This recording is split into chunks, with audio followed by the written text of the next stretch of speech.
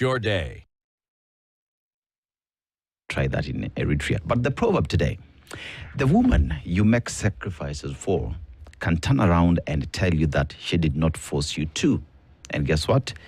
She will not be far from it. How would you interpret it? The woman you make sacrifices to. For. Yes, for. Can turn around and tell you. She did not force you to. That is very true. You may fall in love and she's not asked you to fall in love and get carried away. I think probably it means do what you have to do without expecting anything in return. Because you may not find it. Maybe disappointed. But I've been to Eritrea, I've been to Asmara. Yes, I've made a trip there. Yeah. It was quite an experience. It's a little town, dusty, with a lot of Italian influence. Yeah. Right. It's called Little Rome. Yeah. But and even some very old railway network, I think, built by the Italians. I went to see that. I've been there, actually. Yeah, well said. Not a lot of freedom. It's surprising they fought for 30 years to get their freedom, but there's no freedom in that country. Yeah. Absolutely no freedom. It's a complete autocracy. Autocracy. Yeah. Interesting. And perhaps there'll be certain parallels that then can be drawn into the conversation that we have this morning. Obviously, in a very short period of time, it's been clear that a movement has arisen that is trying to champion the rights of Kenyans and some of the freedoms and provisions that have been guaranteed by the Constitution, and that's Linda Mwananchi. We could be saying it, but what is the reality about the position that Linda Mwananchi is taking in this country? And the assumption is that it's a faction of ODM that has decided to chart its own path. But then we find that there are people day after day who seem to resonate with certain things. What are the tenets of this movement, and why is it seeming to be catching like wildfire? Thank you very much. Let me also introduce myself now as the official spokesperson of Linda Mwananchi. Okay. But also the Secretary General of Azimio. All right. Moja One Party. But you've asked me to talk like now the spokesperson in that capacity of Linda Mwananchi. Yes, it is true that Linda Mwananchi started off as a group of progressive MPs or members of ODM. We started it off at different times. Yeah, and we coalesced around the idea that ODM was beginning to look like a leaking ship, heavily taking in water, sailing without a compass, on a treacherous voyage to nowhere. Oh my gosh, okay. And we decided that we needed to rescue it. But what crystallized our unity was after we lost our leader, we then realized if we didn't come out to fight for the heart and soul of ODM and protect his legacy, then all the years of hard work would go to waste. We have identified what the issues are. One is that this country needs change, and we have to be on the side of the people to bring that change, while our other colleagues don't want that change. We've tried that we should maintain our independence as a party. The other side have surrendered that independence to external forces, to the point that everything they do is subject to approval from those external forces. We want to hold true to the values that ODM was built on, but also to give our supporters the hope that we can still have a better Kenya, united across tribal lines, focused on delivering the economic promise, and just making the country work for everybody and not for the few. So those are the things that have brought us together. They like to say we are not very many MPs. That does not worry us because we understand very clearly many of the people are hiding, coming to us quietly and saying it's just a matter of time, we will come. Now, why we have been embraced so heavily by a cross-section of people, especially the young people, and by the way, across tribes, across socio-economic formations, is because of the issues we talk about. We engage with people across the board. We understand the pain they are going through, and we are ready to offer those solutions. But we also recognize in this moment of transition, you have to work across with everybody. So we are open to discussions with other political formations, and I'm very confident in the fullness of time, the entire opposition will come together. To deliver this change that Kenyans so desperately want. The only thing I keep telling our members and other people is that we have to know that we have a very serious task ahead. And if we are not up to it, it is better. Those who are not ready for it have to fall off fairly early. Because what we have in this country is the challenges require very tough decisions. First, we, as Linda Mwananchi, and wherever we will go, whichever formation we will join, we will insist on quality leadership. We want good people to be elected, to be in civil service, to be in parliament. We want people who can work for Kenya. And we also want a very serious program on economic growth. And then we want to fight corruption. And you could ask us what our programs are on those areas. I'll explain them to you. Karoli, it's been said for a very long time that the history of ODM is well understood, that ODM has been a party that has been pro-people, anti-oppression for a very long time. And Raila Odinga stood for that, and even when Kenyans were on the streets 2024, the broad-based arrangement was not a political formation. It was there to achieve the 10-point agenda that he felt was concerns that needed to be addressed immediately. And even on that podium, because I remember I was there, even the president himself said, this is not a political formation. I will not interfere with ODM. Because remember, under the 10-point agenda, there was freedom for political parties to continue to grow and be independent. As we speak today, we see how ODM is moving, and we have two factions in it. Can one say that the original spirit of ODM as being pushed is lost to Kenyans? First, when you talk to the other side of ODM, they'll tell you ODM is the biggest party south of the Sahara, north of the Limpopo. About a year ago, ODM was probably the largest political party south of River Nzoia and north of River Migori. Today, ODM is a party that is only relevant south of River Yala and north of River Migori. Majority of the ODM people are with us as Linda Mwananchi. There are still pockets. You saw what happened in Kisumu. There are still pockets left here and there of the other faction because they don't represent the aspirations of ODM rank and file. Take the 10-point agenda. Baba was very clear. Baba said the Gen Z revolution has created a set of circumstances that the government had to be stabilized. Remember, the Gen Zs invaded parliament. They breached parliament. In any other political system, that would lead to the collapse of the government. And Baba did not invite himself. It was actually retired President Uhuru Kenyatta, who was out of the country, who called Baba and asked him to go and meet with President Ruto and see how to stabilize the government. Because nobody understood what would follow next if Ruto's government fell on that day. Because we had not gone through that as a country. If the constitutional order then came down. So Baba went in there to stabilize government. And it was very clear. He said, we are not in a coalition. I think he said that very well. And there was a suggestion that members of ODM be co-opted in parliament. And Baba had two mindsets on that. At one time, he didn't want the politicians to go into government. He wanted technocrats to go into government. And that brought a bit of a challenge. And actually, the truth is, the members of ODM, the first four who went into government, went against Baba's wishes. He was actually in Dubai. He advised them not to join government, but they did. And when Baba came back, he said very clearly, they went on their own in their individual capacities. And people almost killed him for that. That was the truth. And those people know that very well. And he refused to meet them, actually. They tried to chase him at the airport. He refused to meet them. But that is water under the bridge. So Baba then said, okay, we are in it now.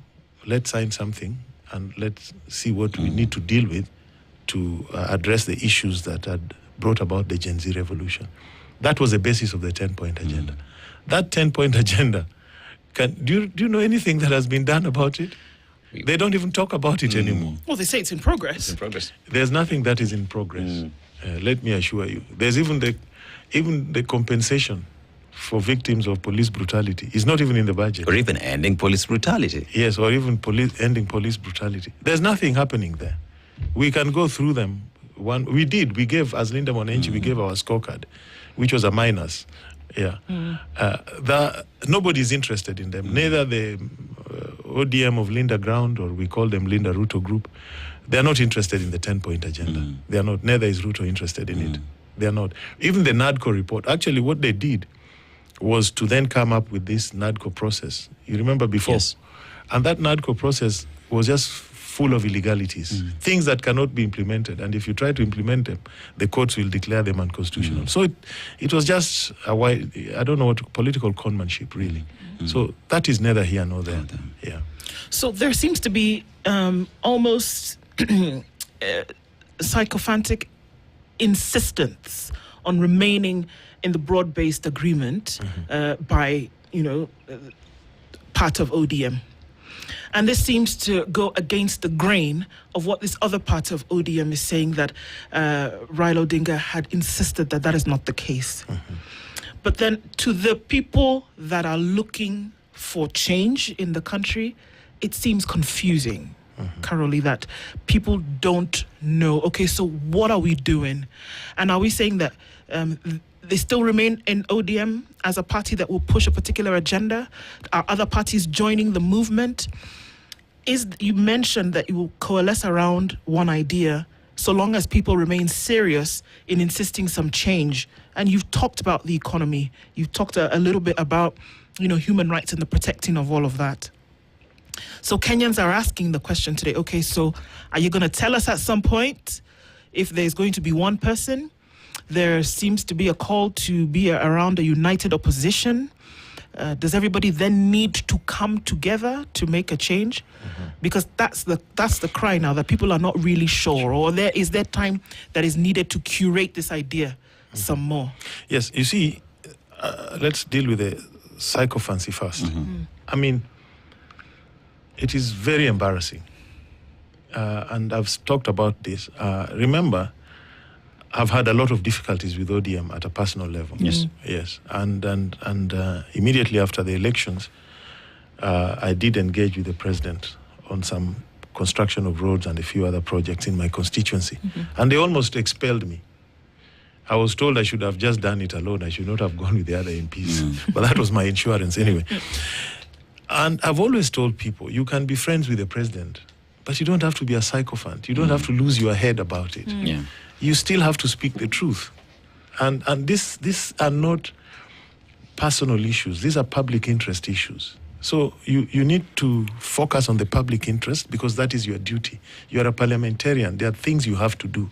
Just do your work and be cordial and collegial with people. But we have this problem in ODM. I mean, it is nauseating when you go to a function of ODM. They tell you, Baba left us in, we are where Baba left us. Baba left us in broad-based. It is such a stupid and shallow statement, because Baba, his last party was Azimio. Yeah. And Baba said clearly broad-based was not a coalition. It was just an arrangement to stabilize government. So then they'll tell you, we have got development. We can dissect it one by one and realize not much. In Luo Nyanza, the projects that have been promised are under 50 billion. And of those 50 billion, under 10 billion shillings have been disbursed. They are just experiencing the same difficulties like other projects around. Yeah. And most of those projects were started, some under Uhuru's administration, never completed. I'll give you examples. We were in Kisumu the other day. We launched 1.2 billion fish hatchery project at somewhere called Kabonyo Kanyagwal over 2 years ago. About 10% of that project has been done, and because of backflow from Lake Victoria, it is now underwater. The project itself. The project itself. Okay. Yes, but you'll hear these guys talking about things that you'd think are so transformational. In the same place in Kisumu, there is a road, Kombewa, Maseno. It is just 15 kilometers. Yeah. The last 7 years, I think only 6 kilometers have been done. But they went and launched another one, Lela Luanda. We are wondering when will this one end. And now they are planning to launch a lot of roads. There'll be almost 5 new roads in Migori, 5 in Homa Bay, 5 in Kisumu County, to create the impression that there's development. But if you look at the budgetary provisions, there are 200 million in the budget for the road, whatnot, 300. I mean, it's, for those who know, it's a lot of nonsense that these people are talking about. The same place in Kisumu, there's the Mamboleo, Chemelil, Moroni Road, given in 3 lots. From the Mamboleo side in Kisumu, I think only 1.5 kilometers have been done. Yeah, but let's even go further. Let's take the flagship of economic activities in Nyanza, the sugar mills. Yes. Yeah. We were told they've been leased out. Farmers are now getting paid. We have produced more cane than ever. Let me tell you what is happening on the ground. Other than the fraud of taking those sugar mills for free, today, if you go to Moroni and Chemelil, the farmers have called for a meeting. Yeah. Why? Because the price at which cane is bought per ton is being reduced from 5,750 to 4,800 per ton. People have been fired from those factories. The few who remained have had their salaries reduced. Why? Because there's no competition and they have nowhere to go. What happened? The mills were leased to those who actually brought them down. Yeah. So Muhoroni was leased to a consortium associated with some politicians, around that area. Yeah, we know them and they know it's a fact. To Muhoroni is a 50-year-old company leased to a farm that is under 6 years without even financial audited statements that can run for 7 years. Yeah. And they were given Muhoroni with the 1,600 hectares of nucleus estate without paying for it. So what they are doing, they are not, and they have a rival factory nearby. So they are not crushing cane in Muhoroni. Because if they crush cane in Muhoroni, they have to pay 4,000 concession fee per ton of cane crushed and 3,000 per ton of molasses produced. So they don't want to pay that. So they take all the sugar cane and crush in their factory nearby. So the government is losing revenues and the farmers have no option where to take their cane. The same to Chemelil, which is being crushed in Kibos. And if you go in that area, Miwani Sugar had 10,000 acres of land, which was public land, ruled by the Court of Appeal. They have imposed, they've taken rapid response security there and given the land illegally to somebody who's growing cane on it. But the president, who one would agree or argue is the head of this broad-based government agreement, that folks use this same sugar industry to boast about one of the, things that has been done by the broad-based government, keeps saying that sugar reforms have happened. He keeps saying that they have accomplished developments. But what I'm hearing you say is a totally different, it couldn't be further from, it couldn't black and white. Let me explain it to you. This government is a government at war with the truth. It is a government that is comfortable with lies. That is why even when the truth is from themselves, they fight it. That's why they don't agree with data from Kenya National Bureau of Statistics, data from Kenya National Examination Council. And yesterday, if you read the Business Daily, Jaindi Kisero had a piece there. For the first time, the report on the ins and outs of the consolidated fund was actually withdrawn and reversed. How money has gone in and how much money has gone in and how much money has gone out. And if you read Jaindi's article, 88 entries in that report of the 88 entries, 84 were erroneous. So forget about what they are telling. If they are telling you the sugar sector has produced a bumper harvest and the rest of them, these are the facts. Let them give you the tonnage crushed per meal. On that, they will give you, on that basis, they'll also give you the tax returns paid to KRA. Yes. Yeah? They'll tell you how much electricity has been consumed. They'll tell you how much water has been consumed. And all those numbers will add up. They Plus should not how much just sugar give is you one. available in the market, And they'll for tell example. you, yes. So why did they, other day, they imported sugar, Kibo's Sugar imported 6 billion worth of sugar. Yeah. They disguised it as industrial, and it was consumption, for consumption. Why? And even the idea of leaving COMESA safeguards, that now we don't need the safeguards, we are okay. It is just an avenue to allow people to be importing sugar every so often. So these are lies. And I think we just need to be frank with our people and explain. And it is affecting, you'd think I'm talking about Nyanza and Western alone. It's affecting Kericho and Nandi counties because they are sugarcane growing areas as well. Yeah. Yeah. So I don't know, but these affordable housing things, I've always said these affordable, it's an enterprise for people to sell steel, doors, and everything. And now you are seeing it here, headline of Nation. I've been explaining these things, and if you interrogate the so-called affordable housing program seriously, what these guys are doing are actually building vertical slums, concrete slums. Because think about it, housing, affordability of housing is not availability of the housing. It is about incomes. Yeah. And in this country, we used to have something called the bed space theory. When the colonials came, it came from colonial, apartheid South Africa, that the African man would come to work in town, not to earn a pension, but to earn money to pay dowry or buy cows or buy a bicycle or do something. And they didn't bring their families. Yeah. That is why you see the old railway houses along Jogoo Road. It's a one-room house. There's a common toilet out, a common kitchen. Actually, before your wife would come, you would have to give a name to the administration. And the name would be left with a sentry that my wife will come on this day. She'll be here between these days and leave on this. Yes, that's how it was. So it's a bed space theory. And then you had a room. If you look at some of those structures, I've gone to a few, they reflect bed space theory. They are not for families. Yeah. Some you can't live with when you have families and you are a young couple and whatnot. And some of them, the ones that have been built out of the urban areas, people, offtake is very poor. People are not buying them because there's no demand for them.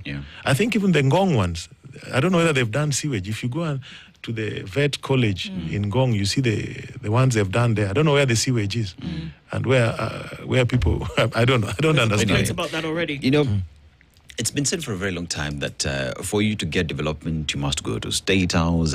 For you to get development, the president, you have to be cozy with the president and all that. But many out here say development is not a favor. It's my right. That's why I elected you to get there.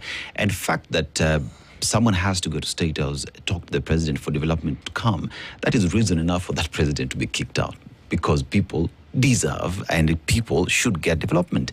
But that notwithstanding, you hear today that because of broad-based government, then we have 50 billion shillings worth of development coming to the region. And many are saying, okay, fine, even if 50 billion is coming, let's go to the budget, Finance Bill 2025-2026. Where is that in the budget on how we will fund all these projects? It does not exist. Majority of the projects that we hear is because it was a roadside declaration that was made, but we can't see the funds that will come and implement those projects. And when this is being opposed or when tough questions are being asked, many say, you are anti-development, you are anti our people. Yet members of parliament, those who are even pro-government, should ask the government the difficult questions, because at the end of the day, your people will ask you, this road was promised, it has not been delivered. What are you doing in government? Are these questions that say pro-ODM, who are now pro-government MPs, asking these difficult questions? Yeah, let me just note something. When we went to Kisumu for Linda Mwananchi rally, we expected to be welcome, but not to the extent that we experienced. Yes. That's when I realized this story of development, this story of being in broad-based, this story of whatnot, has not resonated with the people. They were very clear on it. They are not bothered. This is just an elite thing of those who are enjoying some largesse from the government for the time being. And by the way, it is just small pocket money that most of them get. It's not something very serious. Because of all that 50 billion, I keep telling them, you tell us, oh, there are all these projects in Nyanza worth 50 billion. In Eldoret, they are building a new referral hospital for 50 billion. One project. So what is this thing you are telling us is so special that we should sing about it? It's just poor political education. Anyway, you see there are some problems with the structure, how government works in terms of development. If you want a road to be done, or a bridge to be built, or a school, the initiative has to come from the line ministries, because somebody somewhere must design the bridge or the road and the rest. But that is now the executive, where the president has full control. You see the point? So you may need that interface. Proper planning, that is why there's Ministry of Economic Planning. If they did the proper plans and other ministries took cue from the plans that have been generated, then it would not be very necessary to go and seek the president out. Because if you're an opposition MP and you walk into a ministry and you want to talk to a director or a PS or even a minister, and the appointing authority is at war with you, there's a way they'll treat you. So that is the reality of our situation. But that is the other side. That is where the projects are first conceived, designed, costed, because that must be the initial process before they even come to the budget. Now, budget making is supposed to be in Parliament, and we are supposed to have full control of it. Once they come there, but the members of Parliament don't have the necessary tools to do that. In fact, I've brought an amendment to the Public Finance Act, and it is being processed now, that amendment. I've cleared it through the committees. It's been published for public participation. What I want to do is that there are 3 stages. We have something called Parliamentary Budget Office. We have the National Treasury. And then we have the estimates actually being published. At those 3 levels, I'm proposing that there is a summary of development expenditure by constituency across all sectors. So if you're telling us we have given the water sector 200 billion, you must break it down to constituencies. So that members of Parliament will have a view of what kind of development you're talking about. Yes. And you see, because our constitution is very clear, says there will be equity, transparency, there'll be free information given out. We've not been following that. I'm just giving life to Article 10, the values, and Article 223, the financial, public sector service values. So when members see that, there'll be transparency and they can question. Because now the budget is broad. Not many people have the capacity to read it or to digest it. And the way it is presented back and forth, it is confusing to a lot of members. But this summary will show on development expenditure side that this is the basket, envelope of resources available. These are the projects we are going to do, and this is how they've been distributed. So that mosaic becomes equitable, and everybody can clearly see that we have been catered for here in the road sector, but we have got nothing on the health sector, which is not bad as long as they are all balancing out. The other proposal I'm working on is to save devolution again on PFM. And because I've realized their shareable revenue, I'm working on this with Senator Omugeni, and I was trying to interest Senator Sige also to come along, because it has to go through both houses, is to protect devolution by insisting that the shareable revenue, 70% must be warehoused strictly for development projects. So that only 30% goes for recurrent expenditure. And the way we will do it, we will require counties to have their budgets in advance and show us the project, so that we will have codes for the projects. At the moment, it seems to be the reverse. Yes. Where there is a majority of the shareable revenue that goes towards recurrent expenditure. I mean, the Control of Budget has called it out many times. And in terms of the absorption of funds then for development, those numbers are on the minimal. What would be the differentiating factor to ensure that that changes? Yes. And understanding across board, because then that answer would lead to my next question. Yes, because today a county gets 11 billion. The Auditor General comes back and tells us, or even the Controller of Budget, there was zero expenditure on development. But the 11 billion has been spent. Yes. And then they leave you with pending bills. The model we are proposing is not new. It is a CDF model. Right. The CDF model, the money that leaves the national government for NGCDF, 5% is for administration, 5% is for emergencies. The balance is for development. The money leaves Nairobi already with a code to a project. Yes. So if it is 2 classrooms in a school, it goes to the constituency CDF account for a few days, then it moves to the project account. And the project account is managed by the locals of that area. So we want counties to adopt the same system. That way there'll be no pending bills. Okay. I'm sure you've never heard of pending bills in CDF. They are not there. No. Yeah, and the costing of those projects is not done by the MPs or the local people. It is done by the Ministry of Public Works. Okay, but what you're saying is not or shouldn't be foreign Yes. to members of parliament, to and whether you're talking about the National Assembly or the Senate, it shouldn't be foreign. But it seems as though if it's been a capturing of minds to imagine that you should be involved in any other business apart from this representation, budget making, oversight, that the people of Kenya have given you a mandate to do. Now, when we look at that and you place it against the current political dispensation, then many would imagine that that part of the operation has left the building. So what Kenyans are looking for is a state where the things that you speak about then will be enacted, and then this protection of livelihoods and making sure that systems work then is a no-brainer. It just flows. It follows. So one would imagine that the next political dispensation would input these very things that you're talking about Correct. into a system of leadership and governance. Correct. Is that possible with the way things are currently? And we're already hearing conversations around we must coalesce around one person who will ensure that these things happen.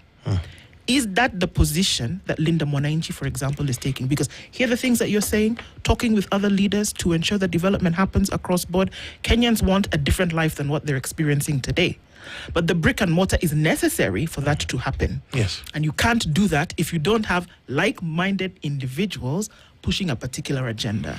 I hear you. You see, what we've learned as Linda Mwananchi, people want change. The reality is that that change will come at a cost to everybody. Yeah.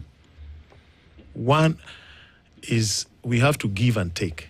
You know, we have legacy politicians in this country. Yeah, those who have been around. And when you talk to Gen Zs, they have difficulties accepting them. But the reality is that those legacy politicians also command a sizable support across the country. Then there are the new crop of leaders whom the Gen Zs find easy to accept and to deal with. Then there are those in the middle like us who have experienced both. Now, what I keep telling people is we have to be ready to compromise. Compromise in the sense that we have to accommodate everybody. Okay. That is why I talk about 16 million votes strong for the opposition in the next general election. So what I can tell you, we are working very hard. Even yesterday, the entire afternoon, I was in a series of meetings trying to figure out how all these rivers will coalesce together into one big, the streams into one big river that will lead us now to the promised land. There's goodwill. I don't think today you can the opposition first must remain completely united to have around one knockout of 16 million votes. In fact, even the idea that they are telling you there's some people are planning to rig the elections, if the opposition organizes themselves, remains united, have Gen Zs in their corner, that will not happen. Yes, these coming elections, for the first time, we want to have the results before daybreak. Very simple, because we know the number of polling stations. The presidential vote is the first to be counted between 6 and 7. We want those results posted officially by IEBC and by our agents who will be in all those polling stations. Because in the old days, we had problems with, there were no smartphones. Now everybody has them. So we don't see why we cannot have those results by the end of the day. So what we are doing as Linda Mwananchi, we are willing to agree on a reform agenda with the united opposition or the alternative government. If they commit, this is the change we want to bring to Kenya. And this is how we are going to bring this change. We don't have a problem with that. Yes. But they are also willing.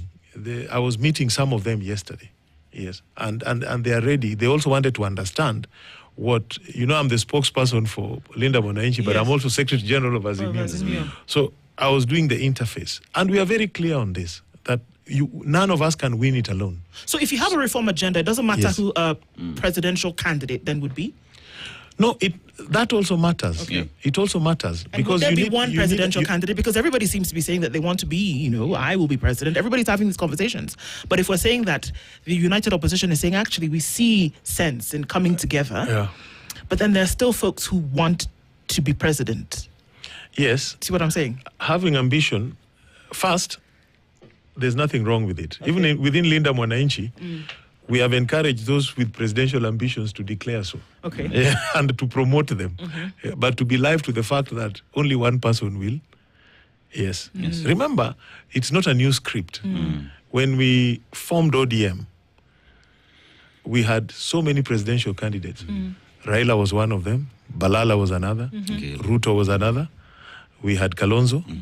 We had Joe Nyaga. They were all presidential candidates. But at one point and Musalia, we went and had an election, and Raila and Musalia took over the ticket. And the rest supported them, except that Kalonzo had moved out at that time. So, and there's nothing wrong with that.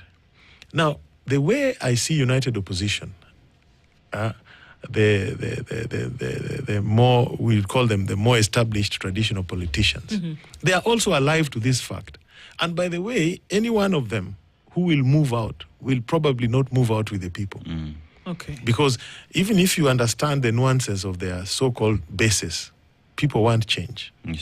For us, if you're in Linda Mwananchi and you walk out, I don't think you will even have the head to walk on any street in Nairobi.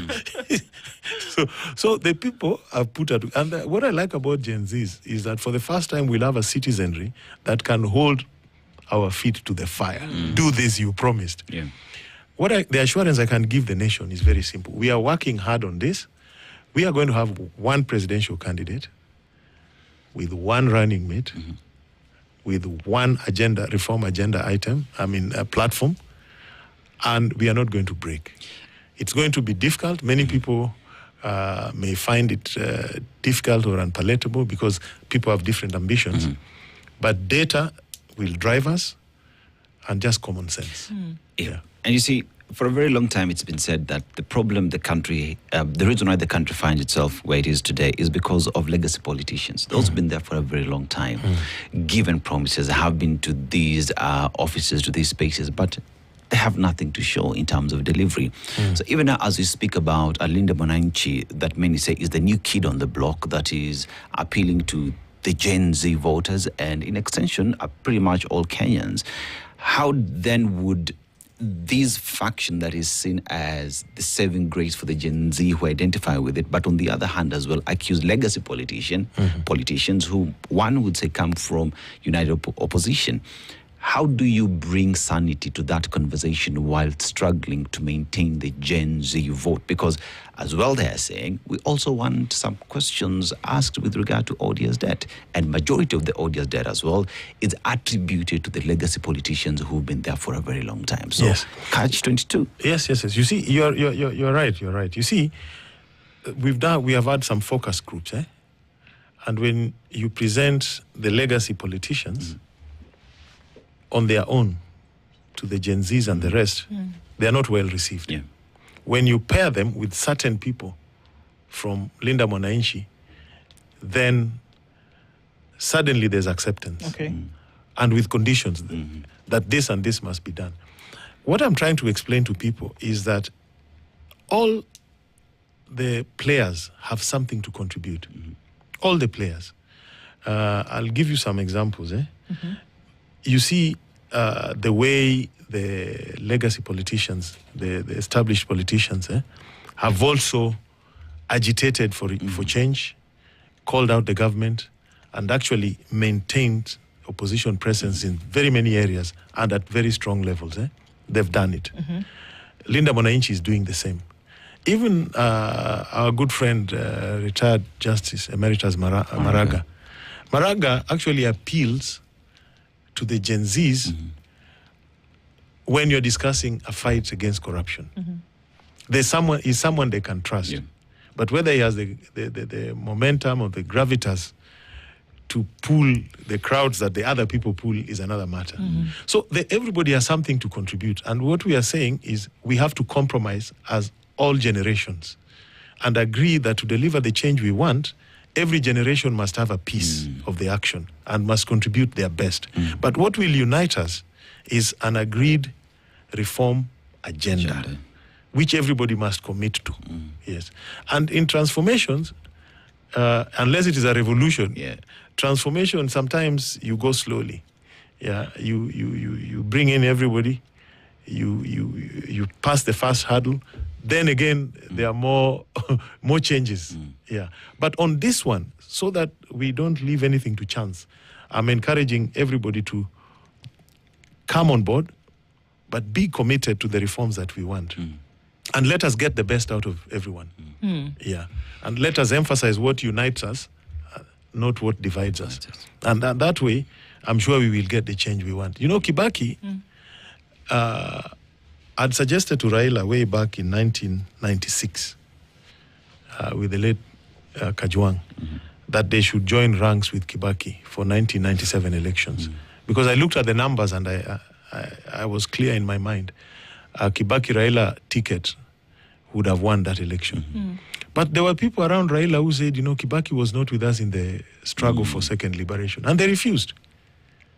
So Raila ran, Kibaki ran, and they lost. And then came 2002, Raila gave us a call one day with my senior Achir that we do an MOU, bringing him together with Kibaki. Exactly what we had told them to do 5 years earlier. Yes, and then the Kibaki that people thought was slow, did not fight for second liberation, that Kibaki transformed this country. And I believe of all our presidents, he's the best. Yes, I worked with him and it was fairly straightforward. Yeah. So, you know, I don't think we will, if we are all willing to compromise and we understand that politics is the art of the possible, I think we will get a good presidential candidate, a good running mate, and good people to be in cabinet, and even better people to be PSs and directors. And on that, my view, I can't say it's the view of everybody, but I think we should leave civil service to civil servants to run. This idea that you get power and you take people who have, all they have known is to conduct political rallies, organize people, then you give them government dockets to run as PSs, it will not help this country. Let civil servants run civil service. Yes. Former Deputy President Rigathi Gachagua has openly said that he would want to be nominated to lead the charge to carry this thing, to then be able to topple the incumbent President William Ruto at that place. Is that something that even makes sense? He does appeal to a massive number of people. Again, coming back to, Is everybody plugged into this reform agenda? And is that something that can even be considered? Yes, you see, Rigathi has done something that surely we must commend. He has risen from the ashes, formed a formidable political force, and led the charge. There's no doubt about that. I mean, without him, you probably need to ask yourself, where would the opposition in the Milima come from? He's done it. His politics may have offended some people, or his presentation may not be comfortable to some people. Those are issues that I think needs to be raised genuinely with him and addressed.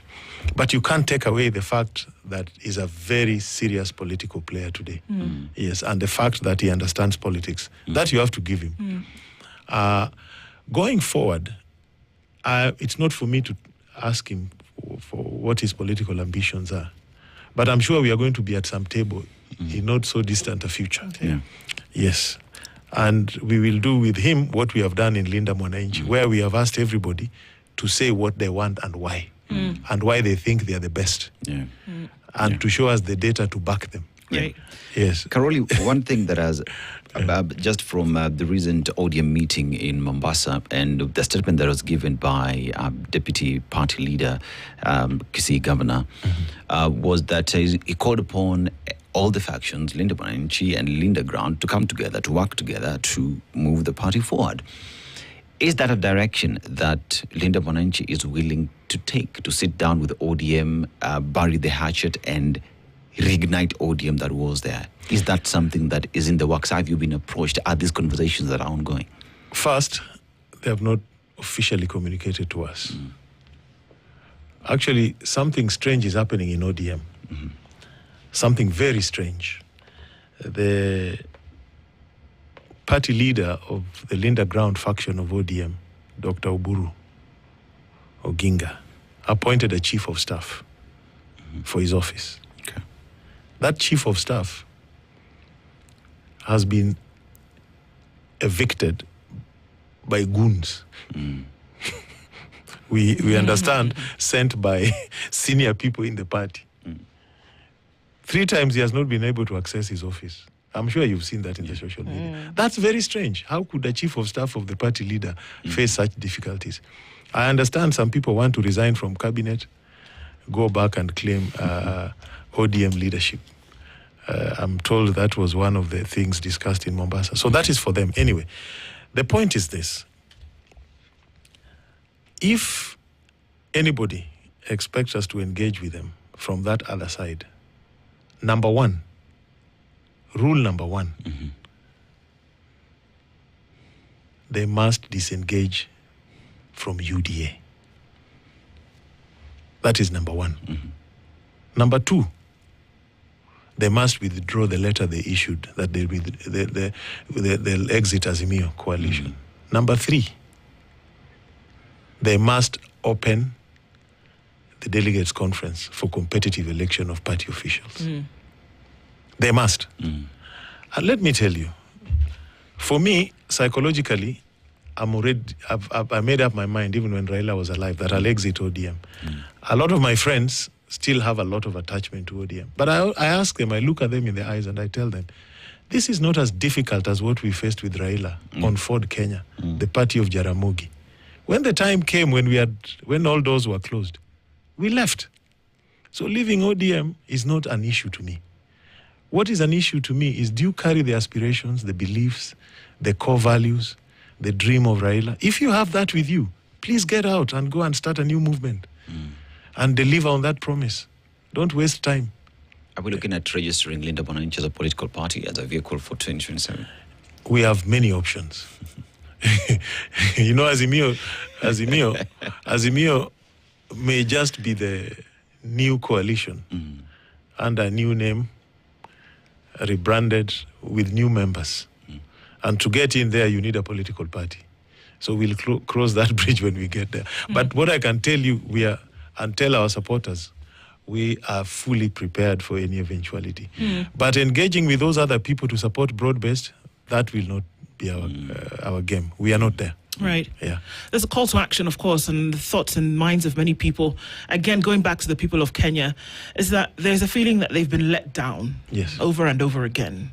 When the promises have been brought to them or the assurances have been put at their table, they're disappointed later. And so above anything, beyond selling hope, Kenyans are looking for an assurance that should they go in a particular direction, that they will not be met with the disappointment that they have been in the past. Is that something that can be assured? I understand them. They've been heartbroken many times. The happiest time for Kenyans was 2002. In fact, the Global Happiness Index ranked Kenya as the happiest nation because of the unity that came with the NAC Rainbow Revolution, a new government. You know, people were shocked. You'd walk into government agencies, apply for a tender, get evaluated, and get it. Many people were getting shocked. Yeah. Guys were arresting policemen, taking bribes. Yeah. There was a lot of hope. We were so unlucky that President Kibaki was unwell at that time. And then the people who then got into positions of authority were guys who had never been with us as we were forming the coalition. They were provincial politicians. We didn't know them. But suddenly we had them. And they were not privy to the arrangements, the inner circle arrangements. And they gave us a very hard time. They broke that dream. They broke the hearts of many Kenyans. And that has happened. Yeah? And I understand. Yeah. But the assurance I can give Kenyans is that I think on Linda Mwananchi's side, and I know some even legacy politicians who are very genuine about their interest working for this country. But the hope we have is that there's a new generation. A generation that is, people may laugh at them when they say they are tribeless, leaderless, but they are. Yes, and that group of our children, I am sure they will hold us to account. Yep. Do you know how many members of parliament and how many leaders shout broad-based and their children are telling them one term? Very senior people in parliament. And they get shocked. And their children go for demos. And their children refuse to kowtow to them. They hold us accountable. You know, I tell people a story, this issue of corruption, how a friend of ours took his children to, our children were in a school and he brought his children there. And the students called the school administration and said, no, we don't want them here. And they were asked why. Said their dad has been charged with corruption. So the process of corruption are finding their way as school fees into our school. And this is not what you teach us. And they refused. They said, no, we don't want it. And they were being told, you know, the children are innocent. No, they said no, but their father will be coming for PTA. Yeah. And so there's an awareness. Yes. So any politician who is thinking you can take Kenyans for a ride, I think you're taking yourself for a ride. Yeah. He's a member of parliament for Suba South constituency, the Secretary General of Azimio, as well as the Linda Mwananchi spokesperson. Karoli Omondi, thank you for being here with us this morning. And we hope that it will not be too long a time before you come again. Yes. Asante sana. Asante sana. Thank you very much. Good morning. Thank you.